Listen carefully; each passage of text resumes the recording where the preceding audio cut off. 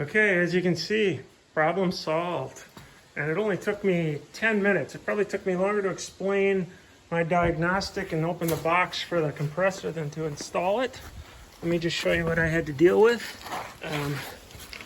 Now they always say your 15-minute job is, one broken bolt from being a 3-hour job.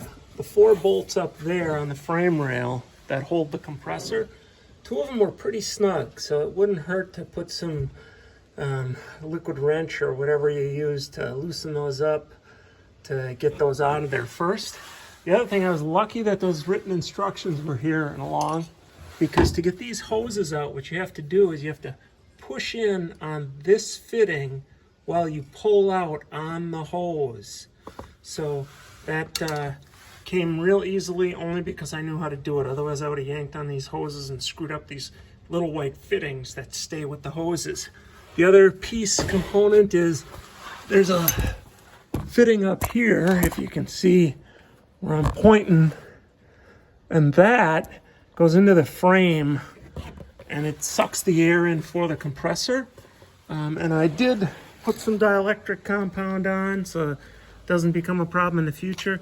Here's that piece that goes in the frame. I think it's just so that you're sucking air rather than dirty mud coming off the road. And I coated up the connector so that that would stay clean. We do have the Wisconsin winters here. And once I connected it, nothing happened. I was a little concerned. But then I started the vehicle, and within about a 10 count, it jacked it way up.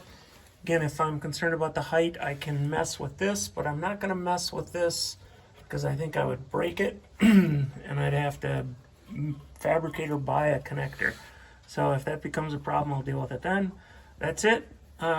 Entire project diagnostic time, finding the parts on eBay, and installation is less than a half an hour, and I'm into it for about 130 bucks. Thanks, subscribe.